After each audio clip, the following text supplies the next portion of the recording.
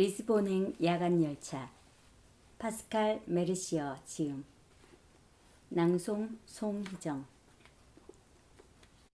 라이문트 그레고리우스의 삶을 바꾸어 놓은 그날은 여느 날과 다름없이 똑같이 시작됐다. 8시 15분 전 그는 본테스테라세에서 시내를 가로질러 김나지문과 연결되는 키르헨펠트 다리로 들어섰다. 학기 중에는 그리고 주중에는 언제나 똑같았다. 늘 8시 15분 전이었다. 언젠가 한번 다리가 막혀 돌아가야 했던 날, 그는 그리스어 수업 시간에 실수를 했다. 그가 실수한 것은 그때가 처음이자 마지막이었다. 학교 전체가 며칠 동안 그의 실수 이야기로 떠들썩했다. 그러나 이야기가 길어질수록 학생들이 잘못 들었을 거라는 의견이 득세했고, 나중에는 그 수업을 들었던 학생들조차도 그렇게 생각하게 됐다. 문두스, 세계, 우주, 하늘 등의 뜻을 지닌 라틴어. 그레고리우스를 모두 이렇게 불렀다.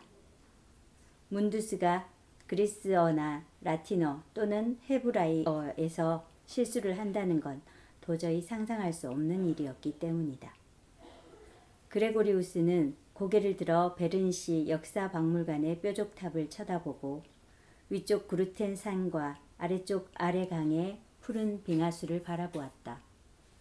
세차게 불어온 돌풍이 낮게 떠 있던 구름을 밀어내고 우산을 뒤집어 버렸다. 비가 그의 얼굴을 때렸다. 그레고리우스는 그제야 다리 중간에 어떤 여자가 서 있는 것을 보았다.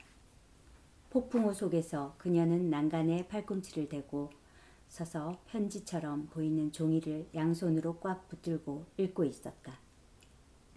그레고리우스가 가까이 다가가자 그녀는 갑자기 종이를 구기더니 허공으로 던졌다. 그는 자기도 모르게 발걸음을 재촉하여 그녀에게서 몇 발자국 떨어지지 않은 곳까지 갔다. 비에 젖은 창백한 그녀의 얼굴에 분노가 일었다. 소리를 질러 가라앉힐 수 있는 그런 감정이 아니었다. 오랫동안 꾹 누르며 견디어온 분노. 내면을 향한 분노였다. 그녀가 난간 위로 팔을 뻗치는 순간 발 뒤꿈치가 신에서 미끄러졌다. 뛰어내리겠구나. 그레고리우스가 내던진 우산이 다리 난간 위로 날아가고 책이 가득 든 가방이 땅바닥으로 미끄러졌다. 그레고리우스는 욕설을 내뱉었다. 그답지 않은 행동이었다.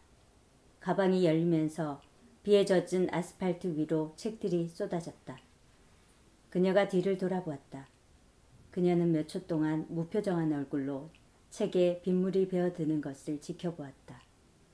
그러다 두어 걸음 다가와 그레고리우스 쪽으로 몸을 굽히고 외투 주머니에서 사인펜을 꺼냈다. 그리고 그의 이마에 숫자를 몇 개 적었다. 죄송해요. 그녀가 프랑스어로 말했다.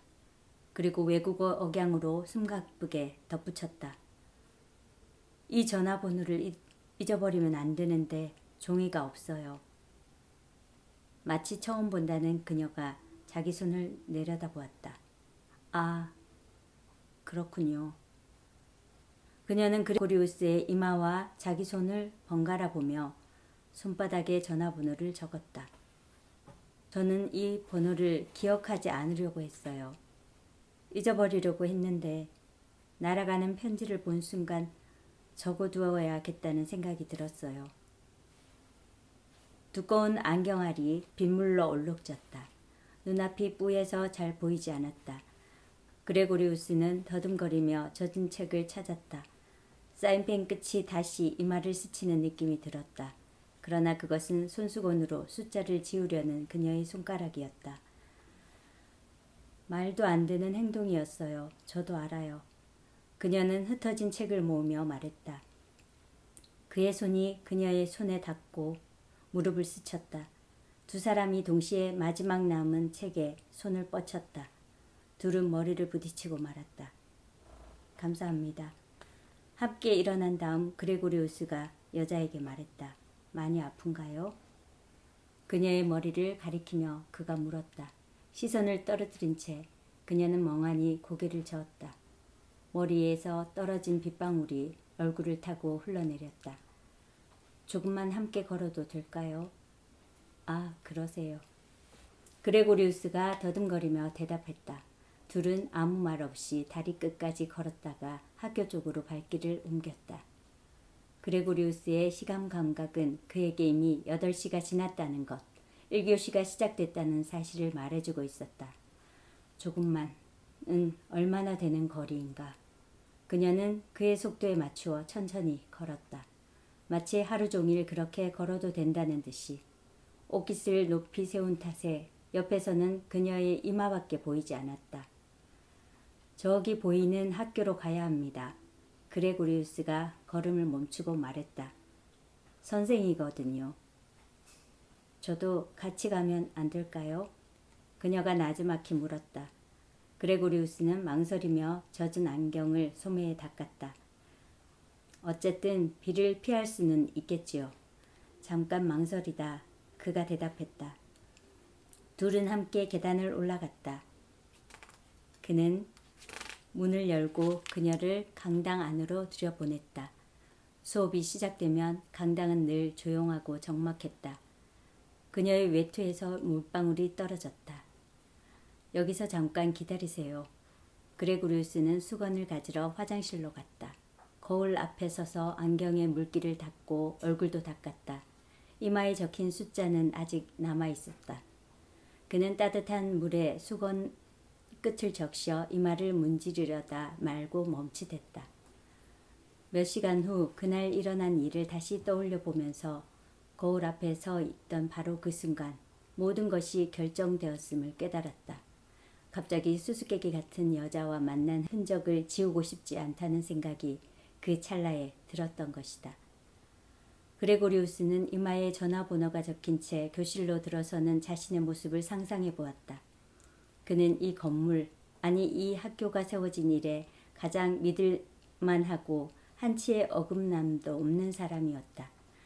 30년 이상의 일을 해오는 동안 실수한 적도 비난받을 일을 한 적도 없었다. 약간 지루한 선생일지는 몰라도 학교 제도의 기둥으로 존경받았고 고전어에 대한 해박한 지식 때문에 대학에서조차 두려움의 대상이었다. 새 학년이 시작되면 학생들로부터 사랑이 담긴 놀림을 받았다. 학생들은 그를 시험하려고 한밤중에 전화를 걸어 고문헌 중에서도 거의 읽지 않는 부분만 골라 해석을 묻곤 했다. 하지만 그는 짜증 한 번 내지 않고 다른 주석까지 곁들여 차분하게 설명해 주었다. 학생들은 건조하면서도 창조적인 그의 대답을 들을 수 있었다. 그의 이름은 짧게 줄여서 불러야 할 만큼 엄청나게 고루하고 고전적이었다. 그는 고전 문헌학으로 세계 전체를 짊어지고 다니는 것 같았다. 문두스. 문두스는 이 같은 그의 본질을 강조하는데 가장 적절한 단어였다. 그는 라틴어와 그리스어뿐 아니라 헤브라이어에도 조예가 깊었다. 구약학 교수들이 혀를 내두를 정도였다. 그러니 여러 개의 세계를 지니고 다녔다고 표현하는 게 옳았다. 진짜 학자를 보고 싶다면 여기 있는 이 분이 바로 그분입니다. 교장은 새로운 학급에 그레고리우스를 소개할 때마다 이렇게 말하곤 했다. 이런 학자, 죽은 단어 몇 가지로 만들어진 듯한 건조한 사람. 학생들 사이에서 인기가 높은 것을 부러워하는 동료 교사들이 파피루스라고 조롱하는 이 학자가 이마에 전화번호를 적은 채 교실에 들어선다. 그레고리우스는 생각에 잠겼다. 붉은 가죽 외투를 입은 여자. 절망에 빠져 분노와 사랑 사이를 오가는 듯이 보이는 그 여자가 쓴 번호. 동화 속에서처럼 부드럽게 한없이 길게 늘어지며 속삭이는 듯한 남쪽 나라의 억양. 듣는 것만으로도 누군가를 공범으로 만들어버리는 목소리. 그레고리우스는 그녀에게 수건을 가져다 주었다. 그녀는 빗을 입에 물고 마치 그릇에 담긴 듯 외투 깃에 놓여있는 길고 검은 머리카락을 수건으로 문질렀다. 경비원이 강당으로 들어오다가 그레고리우스를 보았다. 그는 놀란 눈으로 눈 위에 걸린 시계를 쳐다보고 시각을 확인하고는 자기 손목시계도 내려다보았다. 그레고리우스는 다른 때와 마찬가지로 가볍게 고개를 숙여 인사했다. 여학생 한 명이 이들 옆을 급하게 지나가다 2번이나 뒤를 돌아보았다. 저기 위에서 수업을 합니다. 그레고리우스는 창문으로 보이는 다른 건물 위층을 가리키며 말했다. 몇 초가 흘렀다. 그는 자기 심장이 뛰는 것을 느낄 수 있었다. 같이 가시겠어요? 나중에 생각해봐도 그레고리우스는 자신이 정말 이렇게 말했다는 것을 믿을 수 없었다. 하지만 정신을 차렸을 때 둘은 이미 나란히 교실로 걸어가고 있었다. 그러니 상황은 분명 그랬을 터였다. 그는 리놀륨 바닥에 자기 신발에 고무굽이 닿는 소리와 또각거리는 여자의 구둣발 소리를 들었다. 모국어가 뭐죠? 그는 조금 전에 이렇게 물었다. 포르투게스. 오는 우처럼 들렸고 올리면서 기묘하게 누른 애는 밝은 소리를 냈다. 끝에 무성음 쓰는 실제보다 더 길게 울려 멜로디처럼 들렸다. 하루 종일이라도 그 소리를 들을 수 있을 것만 같았다. 잠깐 기다리세요. 그가 재킷 주머니에서 수첩을 꺼내 한 장을 찢어 그녀에게 건넸다. 전화번호를 적으세요. 그는 교실 문 손잡이에 손을 올려놓고 그녀에게 조금 전에 그 단어를 연습해 한 번 더 발음해 달라고 부탁했다. 그녀는 다시 말을 하며 만난 뒤 처음으로 미소를 지었다. 그들이 교실에 들어서자 학생들이 웅성대던 소리가 순식간에 멎었다. 정적. 그 고요함은 순전히 놀라움 때문이었다. 이 교실에 가득 찼다. 그레고리우스는 나중에 자신이 이 순간의 정막을 말문이 막혀버린 듯한 학생들의 표정을 즐겼다고 기억했다. 자신이 이런 상황에서 기쁨을 느꼈다는 것, 예전에는 생각할 수도 없었던 감정을 즐겼다는 것도. 무슨 일인가요? 문에 서 있는 이상한 상을 보며 20개가 넘는 시선은 그렇게 묻고 있었다. 비에 젖은 대머리에 축축한 외투를 입은 문두스와 창백한 얼굴에 대충 머리를 빗질한 여자. 저기 앉으시겠어요? 그레고리우스는 여자에게 뒤쪽 구석에 있는 빈 자리를 가리켰다. 그런 다음 앞으로 가서 늘 하듯이 학생들에게 인사를 하고 교탁 앞에 앉았다. 그는 무슨 해명을 해야 할지도 몰라 진도대로 번역을 시작했다. 학생들은 호기심에 가득 차서 그를 바라보았다. 잠을 자다가도 틀린 부분을 찾아낼 그가 그 문두수가 완전히 틀린 부분 또는 정확하지 않은 문장, 서툰 해석을 그냥 지나쳤으므로 당황해하는 눈빛들도 보였다. 그레고리우스는 여자를 쳐다보지 않는 듯 행동했지만 그녀가 젖은 머리카락을 얼굴에서 쓸어내린 모습, 하얀 두 손을 꽉 쥐고 있는 모습, 시선을 멍하니 창밖으로 던지는 모습을 계속 지켜보고 있었다. 사인펜을 꺼내 쪽지에 전화번호를 적는 것도 지켜보았다. 번호를 적는 그녀는 몸을 다시 의자 등에 기댔다. 자기가 지금 어디에 있는지 모르는 표정이었다. 그레고리우스는 이 상황을 참을 수 없어 곁눈질로 시계를 흘끗 보았다. 쉬는 시간까지는 아직 10분이 남아 있었다. 그때 그녀가 일어나더니 조용히 문으로 나갔다. 그리고 문을 열고 그는 그를 돌아보며 손가락을 입술에 가져다 댔다. 그가 고개를 끄덕이자 미소를 지으며 다시 한번 손가락을 입술에 댔다. 문이 조용히 닫혔다. 그 순간부터 그레고리우스에게는 학생들이 말하는 소리가 들리지 않았다. 마치 감각을 마비시키는 적막함에 쌓여 홀로 있는 것 같았다.